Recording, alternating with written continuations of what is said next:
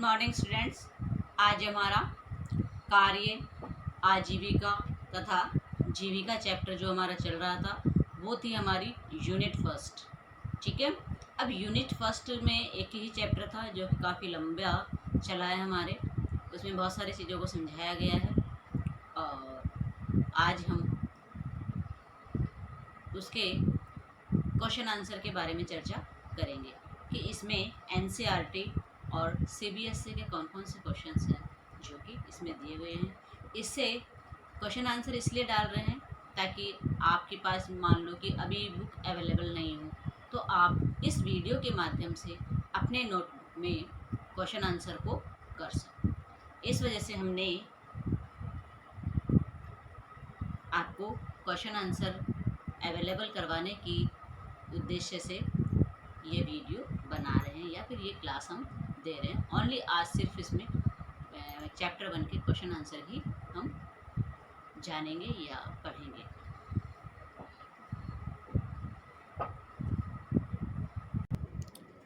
ये है हमारे एनसीईआरटी के क्वेश्चन आंसर। फर्स्ट क्वेश्चन है,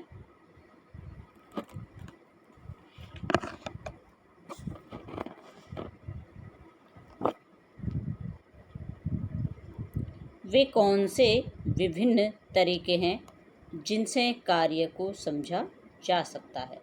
अब इसके लिए देखिए, इस प्रकार से तरीके बताए गए हैं कि हम एक कार्य को किस प्रकार से समझ सकते हैं। नौकरी अथवा अनेक लोगों के लिए आजीविका का साधन है।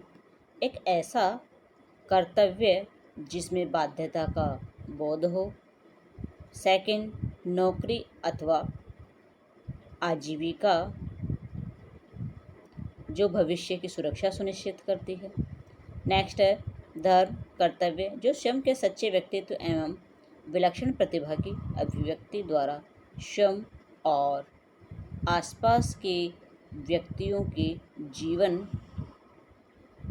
की गुणवत्ता को प्रभावित करती है। आध्यात्मिक आचरण का एक रूप या प्रकार। फिर है स्वयं की सृजन क्षमता की अभिव्यक्ति का माध्यम। आनंद और मानसिक संतुष्टि का स्रोत। एक लाभप्रद अनुभव एक प्रकार का मानसिक या भौतिक कार्य जिसके कारण सफलता मिल सकती है। फिर है कार्य कर अपनी जीविका कमाना, मूलतः आशा, स्वाभिमान और गरिमा के लिए अवसर प्रदान करना। फिर है पद, शक्ति और नियंत्रण का प्रतीक। फिर है जीवन मूल्यों एवं आकांक्षाओं को प्रतिबिंब करने का माध्यम। सेकंड क्वेश्चन है नौकरी और जीविका में भेद कीजिए, यानी नौकरी और करियर में अंतर स्पष्ट हमें करना है। नौकरी क्या होती है, जीविका क्या होती है। परिवार की मूलभूत आवश्यकताओं की पूर्ति करने हेतु जीविका उपार्जित करना, जीविका उपार्जन से जुड़े विभिन्न कार्यों को परंपरागत रूप से नौकरी कहा जाता है। ऐसे जो भी कार्य धन कमाने के उद्देश्य से किए जाते हैं उन्हें नौकरी कहते हैं या फिर वह कार्य नौकरी कहलाते हैं।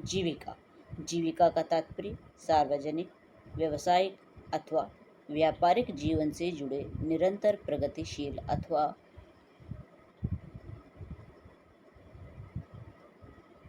व्यवसाय से है। फिर है नेक्स्ट क्वेश्चन, हम इधर आ जाते हैं नेक्स्ट क्वेश्चन में। थर्ड क्वेश्चन कह रहा है कि किसी व्यक्ति को अपने करियर का चुनाव कैसे करना चाहिए। देखिए, किसी भी प्रकार के कार्य में कार्यरत व्यक्ति नौकरी या स्वरोजगार के लिए जरूरी है कि उसके द्वारा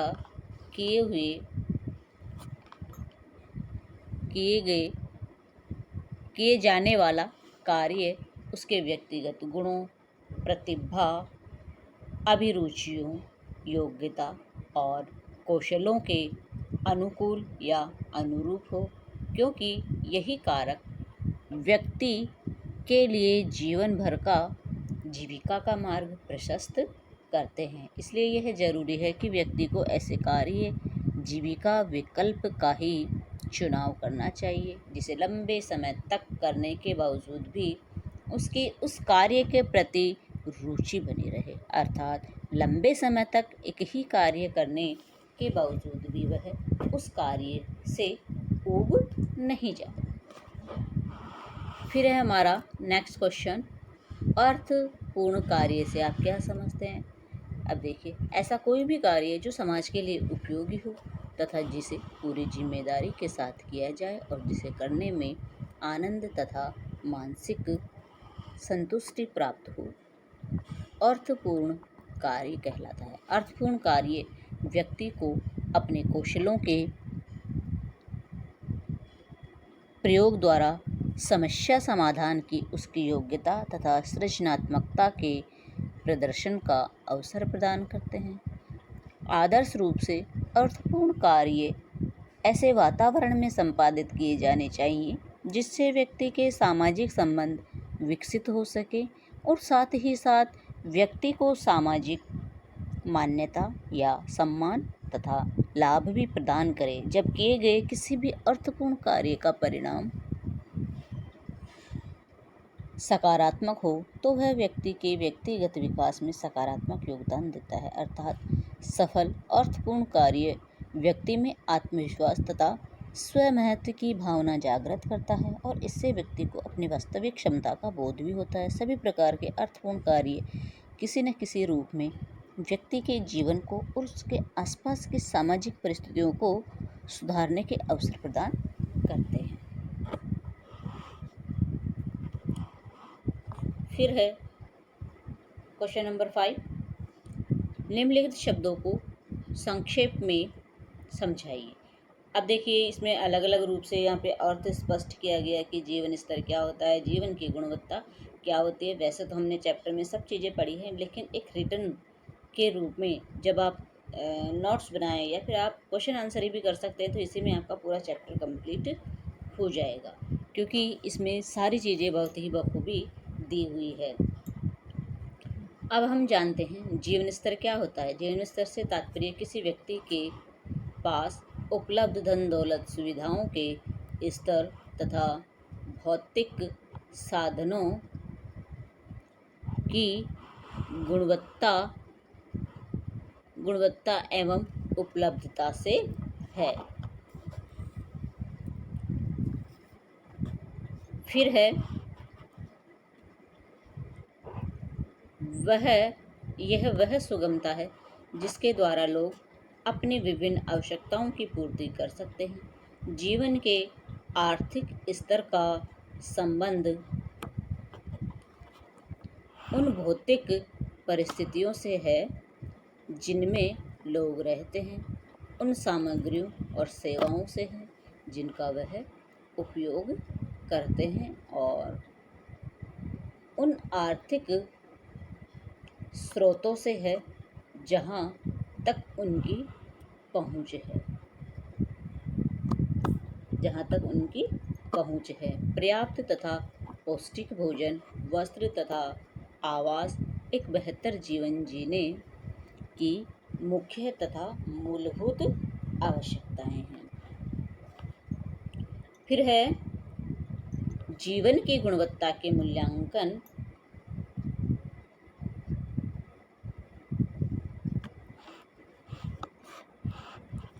ये देखिए, जीवन की गुणवत्ता क्या होती है। जीवन की गुणवत्ता के मूल्यांकन के लिए केवल भौतिक साधनों की उपलब्धता को ही आधार नहीं माना जाता है, बल्कि इसके मानव जीवन के विभिन्न पहलुओं को भी शामिल किया जाता है, जैसे कि अवकाश, सुरक्षा,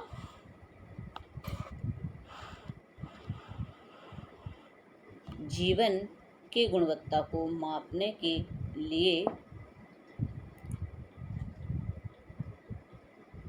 कई प्रकार के कारक हमारे सामने हैं।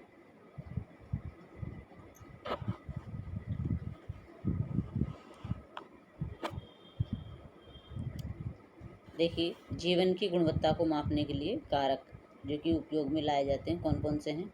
दासता तथा उत्पीड़न से स्वतंत्रता, समान कानूनी सुरक्षा, जेंडर, जाति, भाषा, धर्म, राजनीतिक विचारधारा, राष्ट्रीयता, सामाजिक, आर्थिक तथा आर्थिक स्तर इत्यादि पर विचार किए बगैर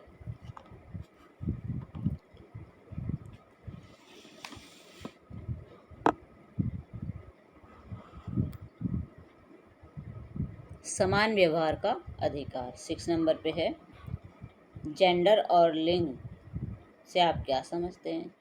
लिंग यानी सेक्स तथा जेंडर स्त्री पुरुष जैविक सामाजिक तथा सांस्कृतिक दृष्टिकोण की भिन्नताओं की ओर की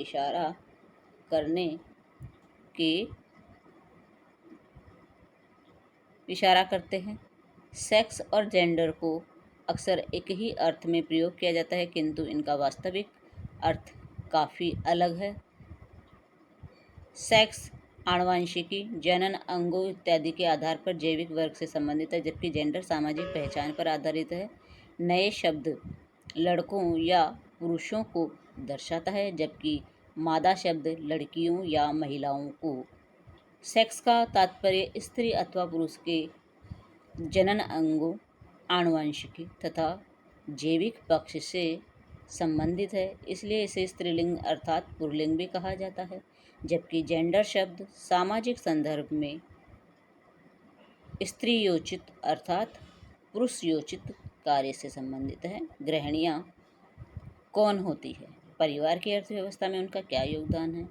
परंपरागत रूप से घर पर रहकर घर का दायित्व संभालने वाले महिला को एक गृहिणी की संज्ञा दी जाती है। आधुनिक युग में स्त्रियां अपने लिए समाज द्वारा पारंपरिक रूप से परिभाषित नियमों एवं कार्य क्षेत्रों को लाभ कर बहुत से पुरुषोचित कार्य भी करने लगी है।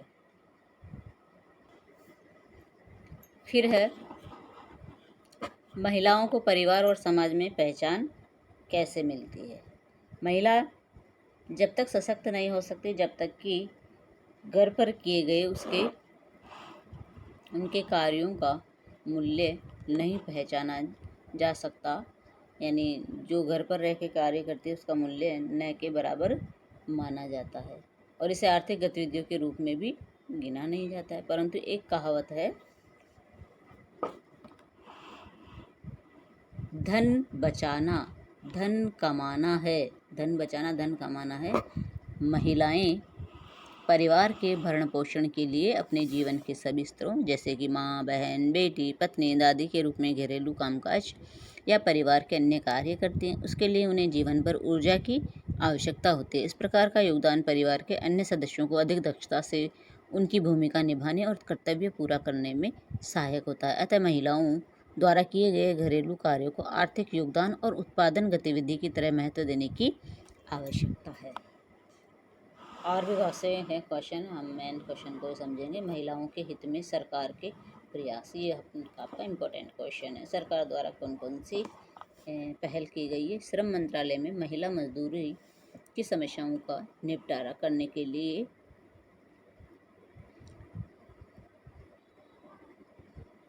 महिला प्रकोष्ठों की स्थापना की है। समान कार्य तथा समान प्रकृति के कार्य सुनिश्चित करने हेतु समान वेतन के लिए समान पारिश्रमिक अधिनियम लागू किया है। समान पारिश्रमिक अधिनियम लागू करने के लिए समाज कल्याण विभाग ने महिलाओं के लिए राष्ट्रीय कार्य योजना की शुरुआत की है। फिर है नेक्स्ट, ग्रामीण महिलाओं द्वारा विशेषकर ग्रामीण क्षेत्रों में किए जाने वाले कार्यों पर डेटाबेस निर्माण के लिए योजना आयोग द्वारा एक परिचालन समिति भी बनाई गई है। तो इस प्रकार से कई कार्य ऐसे हैं जो कि इनके द्वारा किए गए हैं। फिर है निम्नलिखित शब्दों को समझाइए। कार्य जीवन की गुणवत्ता क्या होती है और जीवन कौशल क्या होता है? एक नज़र इस पर भी डाल ही लेते हैं। कार्य जीवन की गुणवत्ता जीवन के प्रत्येक क्षेत्र में किसी भी कार्य के दौरान गुणवत्ता का घटक अत्यंत महत्वपूर्ण है। कार्य की गुणवत्ता कार्य तथा स्थान की गुणवत्ता से सीधे प्रभावित होती है, इसलिए बहुत सी कंपनियां अपने कर्मचारियों के भावनात्मक, सामाजिक, मनोवैज्ञानिक आवश्यकताओं पर अत्यधिक बल देती है। उदाहरण के लिए वार्षिक परिवार उत्सव मनाना, अनेक छोटे कार्यों के संपादन पर प्रोत्साहन के तोहफे, अवार्ड देना, कर्मचारियों को पिकनिक पर ले जाना, समय समय पर उनको अच्छा लंच और डिनर के लिए ले जाना। तभी हम कार्य की गुणवत्ता को पहचान सकते हैं या फिर उसमें वृद्धि कर सकते हैं। फिर हमारा जीवन कौशल। जीवन कौशल वे क्षमताएं हैं जिन्हें व्यक्ति अनुकूल और सकारात्मक व्यवहार के लिए विकसित करता है तथा जो व्यक्ति को जीवन की दैनिक आवश्यकताओं और चुनौतियों से प्रभावशाली तरीके से निपटने के योग्य बनाती है। जीवन कौशल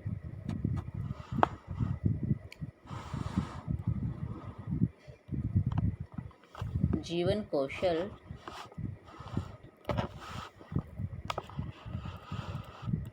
व्यक्ति को जीवन की दैनिक तनाव और चुनौतियों से निपटने में भी सहायता करती है। फिर हम आ जाते हैं सीधे ही श्रम का महत्व। देखिए, श्रम के महत्व का क्या अर्थ है? श्रम के महत्व का अर्थ है कि व्यक्ति को जो भी कार्य करता है उस पर उसे गर्व होता है। ये आ गए हमारे ऑब्जेक्टिव टाइप क्वेश्चन। कार्य निष्पादन एवं व्यवसाय में सीधा संबंध है। अब देखिए, फर्स्ट में है डी। फर्स्ट क्वेश्चन का आंसर है उपरोक्त सभी, यानी यथार्थता, पूर्णता, लागत एवं गति सारे ही कार्य निष्पादन से सीधा संबंध होता है इनका। फिर सेकंड है डैश द्वारा कर्मचारियों की उत्पादकता को बढ़ाया जा सकता है। तो इसका आंसर क्या हो सकता है? कड़ाई से नियमों का पालन, कठिन अनुशासन, उचित प्रशिक्षण या उपरोक्त सभी। तो इसमें सेकंड का आंसर है सी, सभी। ये उचित प्रशिक्षण। कस्तूरबा गांधी बालिका विद्यालय में सर्व शिक्षा अधिनियम SSA के अंतर्गत डैश शिक्षित किया जाता है। क्या शिक्षित किया जाता है भाई? कस्तूरबा गांधी में सभी बच्चों को प्रतिकूल परिस्थितियों में, सभी बच्चों एवं बुजुर्गों को उपयुक्त परिस्थितियों में रहने वाली बालिकाएं, इसके अंतर्गत ये आएगा। बालिकाओं के लिए है ये, कस्तूरबा गांधी वाला है। तो थर्ड में बी, हाँ, प्रतिकूल परिस्थितियों में रहने वाली बालिकाओं के लिए होते हैं। ये कस्तूरबा गांधी विद्यालय। प्रत्येक समाज में, चौथा क्वेश्चन हमारा, प्रत्येक समाज में डैश तय करती है कि विभिन्न जेंडर के लोग कैसा व्यवहार करेंगे। तो कैसा व्यवहार करते हैं? अब देखिए, करेंगे आर्थिक स्तर, राष्ट्रीय कानून, सामाजिक एवं सांस्कृतिक प्रथाएं, उपरोक्त सभी। तो फोर्थ में आपकी डी आएगा, यानी सभी प्रकार के कार्य होते हैं। फल सब्जियां वाले, दालें, गेहूं आदि को डैश फसलें कहते हैं। कौन सी फसलें कहते हैं भाई? इनको हम नगदी फसलें कहते हैं, क्योंकि हमने पढ़ा था फर्स्ट चैप्टर में परंपरागत जो व्यवसाय है उसके अंतर्गत नगदी फसलें कौन सी होती है और आर्थिक आय वाली फसलें कौन सी होती हैं, हमारे यहाँ के मसाले कौन से फेमस हैं, इन सब के बारे में हमने जाना है। फिर हमारे आ जाते हैं कुछ कार्य को परिभाषित करें। वह गतिविधियाँ जो किसी उद्देश्य की पूर्ति के लिए की जाती है कार्य कहलाती है। कार्य के कोई दो उद्देश्य बताए। अधिकांश लोग धन कमाने, वित्तीय लाभ के उद्देश्य से ही कार्य करते हैं, ताकि वह स्वयं की तथा अपने परिवार की सभी आवश्यकताओं की पूर्ति कर सके, जैसे कि भोजन, कपड़ा, आवास, शिक्षा, स्वास्थ्य देखभाल, सुरक्षित भविष्य, आराम तथा मनोरंजन इत्यादि। तो आज हमने चैप्टर फर्स्ट के क्वेश्चन आंसर समझे। अब देखिए और भी इसके अलावा बहुत सारे क्वेश्चन आंसर हैं, एक नज़र में हम देख लेते हैं। देखिए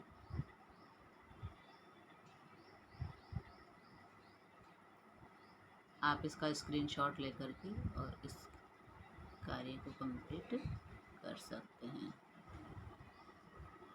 यहाँ से हम देखते हुए चलते हैं कौन कौन से क्वेश्चन हैं, इसमें सारे दिखाए गए हैं। फिर बड़े क्वेश्चन आंसर्स,